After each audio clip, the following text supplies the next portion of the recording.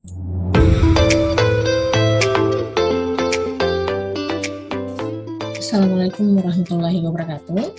Salam sejahtera untuk kita semua. Baik, di video kali ini kita akan bahas mengenai ukuran-ukuran epidemiologi lagi, tetapi lebih spesifiknya kita mengangkat ukuran asosiasi. Nah, ukuran asosiasi ini fungsinya adalah untuk mengukur hubungan ya antara faktor risiko atau kita kenal dengan istilah exposure ya, disimbolkan dengan E, dengan kejadian penyakit atau disease, disingkat biasanya menjadi simbol atau huruf D. Nah, di video kali ini kita akan bahas dua ukuran asosiasi ya. Yang pertama risk ratio atau kita singkat menjadi RR, dan yang kedua adalah odds ratio, singkatannya OR. Nah, ketika kita membahas ukuran asosiasi, maka kita akan sangat sering menemukan tabel-tabel seperti ini ya. Seperti definisinya tadi, kita mau melihat hubungan atau asosiasi antara faktor risiko dan juga penyakit. Jadi faktor risikonya ada di sebelah kiri, kemudian penyakitnya di atas sini. Ya, ada yang terpapar, ada yang tidak, ada yang sakit, ada juga yang tidak. Nah, yang perlu kita pahami, A ini apa, B ini apa ya. Nah, kalau A itu artinya jumlah yang terpapar exposure ya, E itu exposure, terpapar faktor risiko, dan dia positif kena penyakit. Itu adalah A. Kalau yang B ini, dia terpapar exposure, terpapar ya, di sini dia positif barisnya, tetapi dia tidak terkena disease-nya, penyakitnya. Itu adalah B. Kemudian kalau C, lihat dia ada di baris tidak dan di kolom ya untuk disease-nya. Artinya dia tidak terpapar faktor risiko, tetapi terjadi penyakit pada dirinya. Nah, itu untuk C.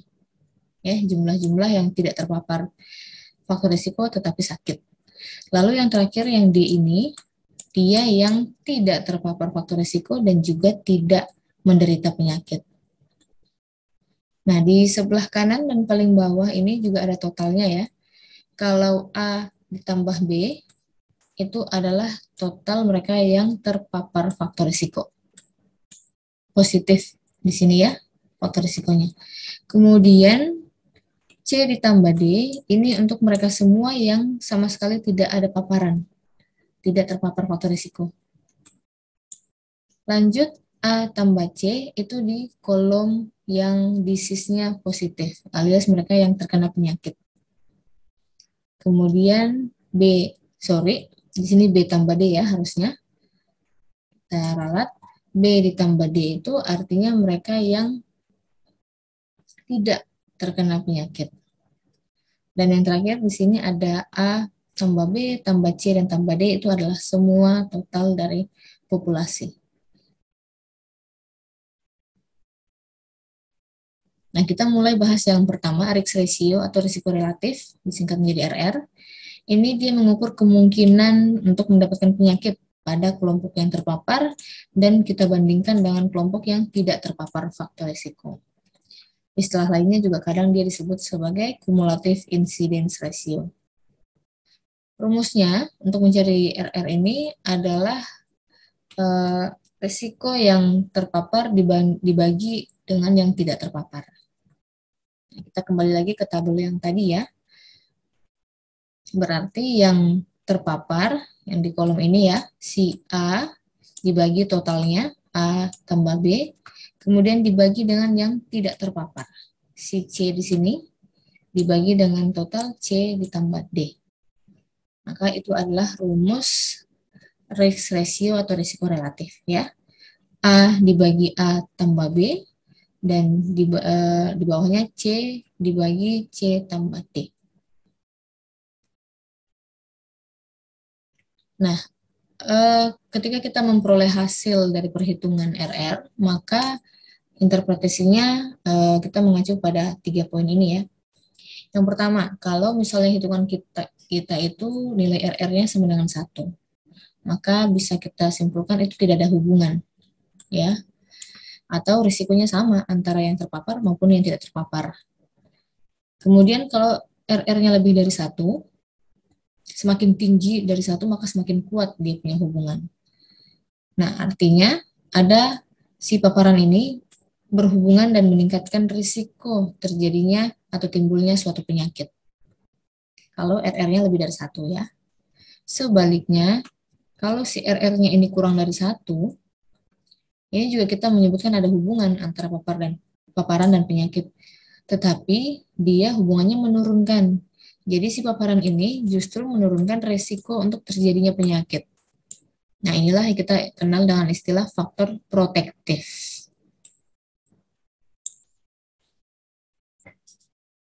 Oke, itu penjelasan tentang risk ratio ya. Kita lanjut yang kedua, masuk ke odds ratio. Nah, odds ratio ini yang kita bandingkan adalah rasionya. Rasio paparan faktor risiko pada kasus sakit dan paparan faktor risiko pada kasus kontrolnya. Nah, ini biasanya pada penelitian retrospektif ya, case control. Banyak digunakan atau kita gunakan odds ratio. Rumusnya untuk odds pada kasus yang terpapar dibagi dengan odds pada kontrol yang terpapar. Dua-duanya terpapar, tapi yang satu sudah kasus, yang satunya masih kontrol. Tabelnya masih seperti ini juga yang akan kita gunakan. Nah, di sini kita lihat ya, odds pada kasus yang terpapar. Artinya kita melihat pada yang terpapar ya, di sini. Maka A dibagi dengan C. Kemudian yang di bawah, kontrol yang terpapar. Di sini ya, B dibagi dengan D. Nah, untuk mudahnya, odds ratio ini kita silangkan saja tabelnya. Biasanya ini kan rumus akhirnya adalah AD dibagi BC. Makanya supaya lebih mudah mengingat, kita silangkan saja seperti ini. A dengan D, di bawahnya B bertemu dengan C. Itu adalah rumus untuk odds ratio. Nah, kita coba untuk latihan beberapa soal ya. Untuk dua ukuran asosiasi, RR dan OR.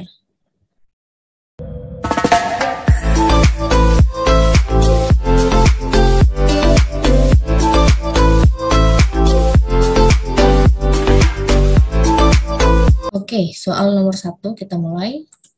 Sebuah penelitian dilakukan untuk mengetahui hubungan antara perilaku merokok dengan kejadian kanker paru. Hasilnya, dari 100 orang yang merokok, sebanyak 80 orang mengidap kanker paru. Sedangkan 200 orang yang tidak merokok, ada 40 yang menderita kanker paru.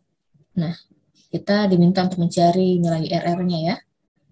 Di sini ada pilihan A 4,0, B 4,05, C 5,34, D 4,25, dan E 3,50. Kita coba hitung. Ini kita singkat saja ya. Yang diketahui ada dari 100 perokok, 80 yang positif sakit, dan yang dari 200 bukan perokok, 40 yang sakit. Nah, jadi yang 80 kita taruh sebelah sini ya. Dia yang merokok dan juga positif kanker paru.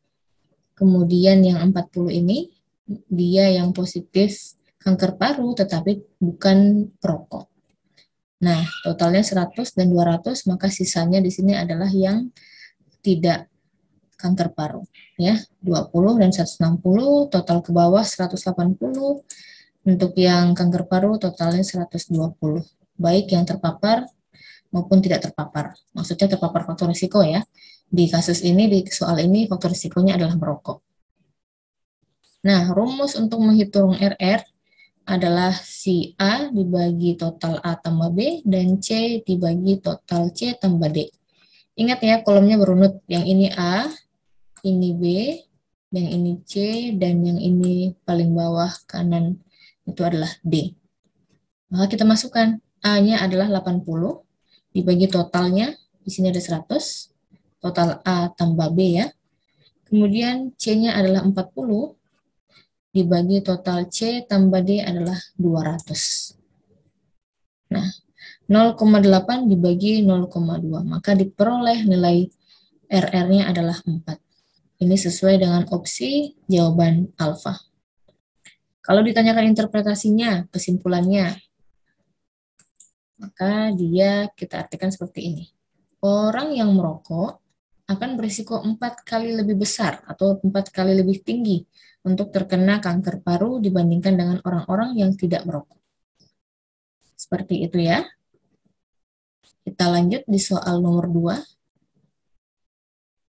Sebuah penelitian menentukan, mungkin mencari ya adanya hubungan antara merokok dengan penyakit stroke. Dalam penelitian ini mengumpulkan 3.000 orang perokok dan 1.000 orang bukan perokok. Oke, faktor risikonya masih sama ya, rokok, tapi penyakitnya berbeda, di sini stroke. Nah, dilakukan pengamatan selama 10 tahun dan hasilnya 500 orang yang perokok tadi menderita stroke. Sementara dari yang bukan perokok, hanya 50 orang yang menderita stroke. Soalnya sama, yang ditanyakan adalah besar resiko perokok untuk menderita stroke, risiko relatif atau RR. Pilihan A, 1, B, 1,34, C, 3,34, D, 3,75, dan E, 3. Mari kita masukkan lagi dalam tabel ya. Jadi ada 3.000 yang perokok dan 1.000 yang bukan perokok. Dari perokok 500 diantaranya stroke, dan yang bukan perokok 50 yang stroke. Jadi kita masukkan ya, di sini perokok artinya terpapar, kemudian stroke-nya juga dia sakit. Berarti dia ada di plus-plus, ada di sini. Kemudian yang 50 ini dia tidak terpapar rokok tetapi positif sakit. Maka dia ada di sebelah sini ya.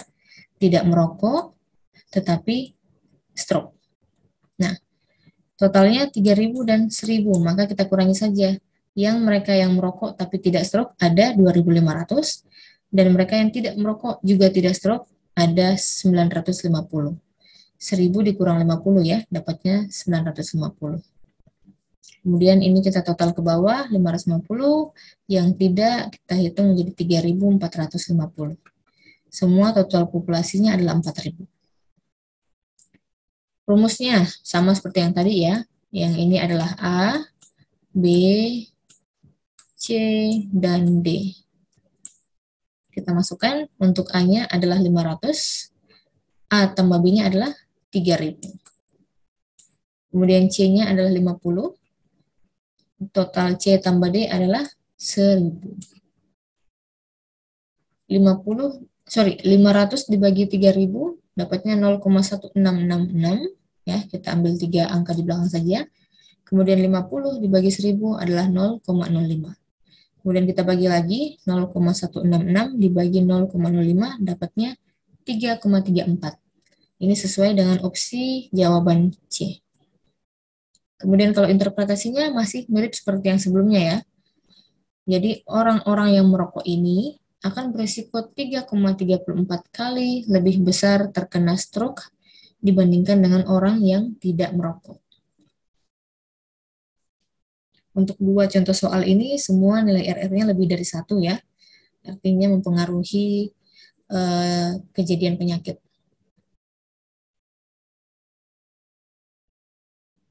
Oke, soal nomor 3. Sebuah penelitian kasus kontrol. Oke. Bertujuan untuk mengetahui hubungan antara faktor risiko obesitas dengan kejadian penyakit jantung. Jadi paparannya adalah obesitas, disease-nya adalah jantung. Hasil penelitian terlampir pada tabel yang warna ungu ini. Nah, ditanyakan nilai OR-nya. Nah, ini unik ya. Opsi jawabannya bukan langsung angka akhir, tetapi dia masih memperlihatkan perhitungannya. Nah, kalau begitu kita harus ingat rumusnya. Tabelnya sudah dibuatkan, ya, tidak perlu kita masukkan satu persatu karena di soalnya sudah seperti ini. Maka kita tinggal mencari yang mana yang sesuai dengan rumus dari opsi A, B, C, D, dan E ini. Nah, ingat tadi saya katakan kalau OR itu kita silang saja. Ya, dari sini ke bawah, kemudian yang kanan ke kiri. Yang ini adalah A, ini B, kemudian ini C, dan yang paling kanan bawah ini adalah D. Ya, rumus OR adalah A kali D dibagi B kali C. Yang ini ya. Sekarang kita lihat deh. A-nya ini kan kita lihat dari opsi pertama ya. Opsi A 20 dikali 5. A, berarti di sini ya 20 dan 5. B, berarti salah. Tidak perlu lagi kita lihat yang kanannya. Opsi B, 20-nya sudah benar A-nya, tetapi yang dikali adalah 380. Berarti 380 itu adalah di kolom C. Nah, salah juga ya, tidak sesuai dengan rumus. Kemudian opsi C, semuanya pakai 20 di awal ya. Opsi C sudah benar, kolom A 20, tetapi pengalinya dia menggunakan total di bawah 400. Maka ini juga salah. Kita coba opsi D, 20 sudah betul di kolom A, kemudian dikali 395, itu ada di kolom D. Oke, sudah betul ya, bagian atasnya A dikali D. Kemudian kita ke sebelah, 5 itu ada di kolom B, betul, dan dikali 380. 380 ada di kolom C, betul juga. Berarti yang sesuai dengan rumus adalah opsi delta. Kalau mau cek lagi yang E-nya, siapa tahu ragu-ragu ya kita cek lagi ya. 20 dikali 25. Nah, 25 ini total di sebelah sini mungkin ya yang diambil. Ini juga salah. Jawabannya adalah delta.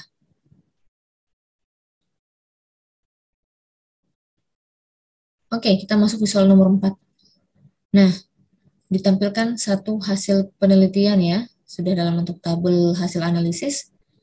Nilai IP-nya diperlihatkan, tapi nilai OR-nya ditutup. Nah, ditanyakan, manakah interpretasi yang benar untuk tabel tersebut?